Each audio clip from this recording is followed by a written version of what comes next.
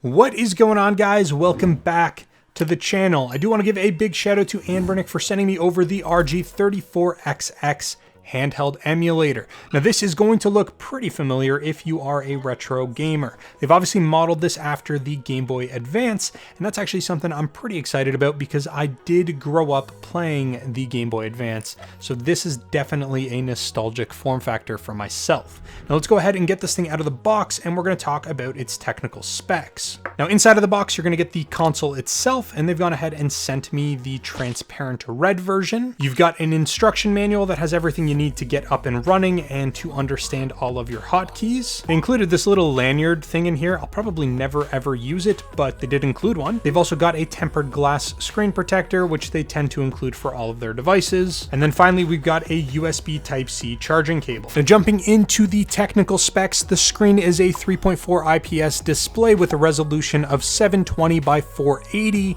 and we're going to talk about that in a quick second. And the handheld is powered by the all-winner H700 quad-core processor that's going to be clocked in at 1.5 gigahertz, and that's actually coupled with the Mali G31MP2 GPU. Now this is actually the same CPU that they used in a number of their devices, but most notably their more recent RG35XX SP device. In terms of RAM, they've included 1 gigabyte of LPDDR4, and then it comes with a 32 gig SD card that has the operating system on it as well. The battery is a 3500 milliamp hour battery that should provide somewhere around 7 hours of gameplay, and based on my testing, that's actually fairly accurate. And then finally, the device has built-in Wi-Fi and Bluetooth. So now taking a look at the actual handheld, you can see that they've done a really good job with the overall design. If I bring in an original Game Boy Advance, you'll see things like the buttons are actually the correct size, the D-pad placement is in the right place and it is the correct size as well.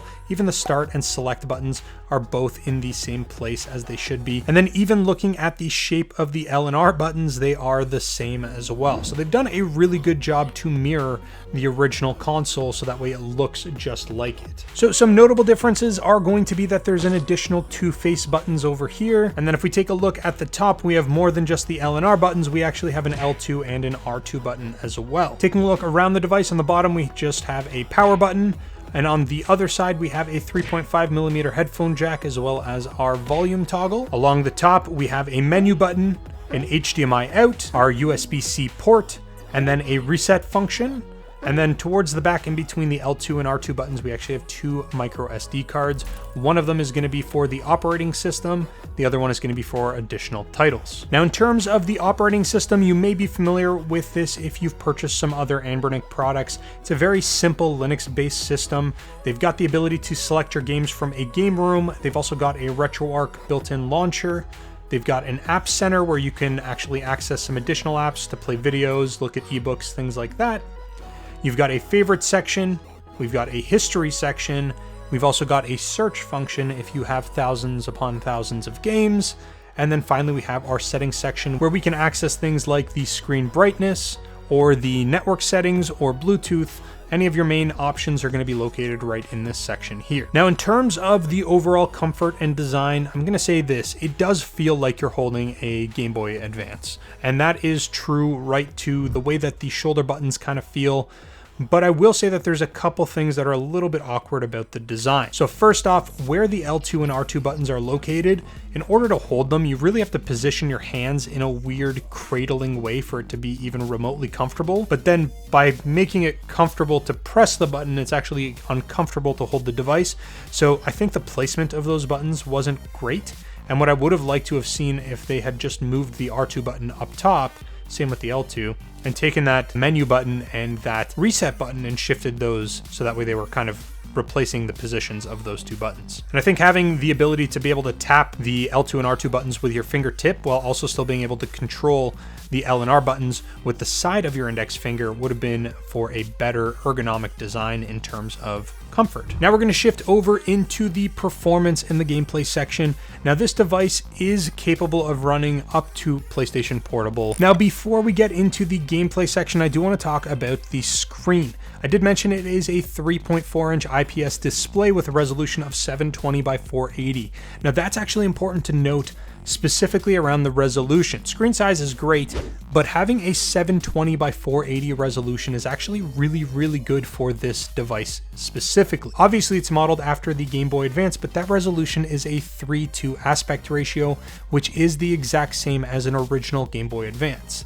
So if you wanted to play Game Boy Advance games, which I would hope you'd want to if you're purchasing this device, you'll be able to play them in the original aspect ratio and use the entire screen. So you're just going to get a better gameplay experience when you're playing something like Game Boy Advance on this specific device. Now jumping into the gameplay section, I'm not going to spend a ton of time on the higher powered stuff. I will include a few titles just so you guys can get a baseline, but I do want to focus on the Game Boy Advance performance because I really think that's where this device shines. So let's go ahead and jump into some gameplay and then we will wrap things up.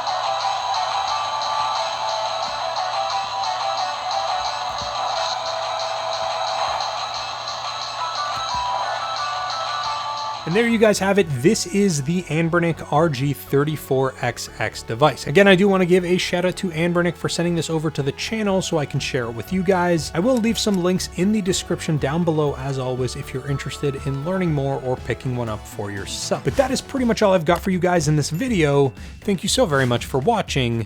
I'll speak to you guys again real soon.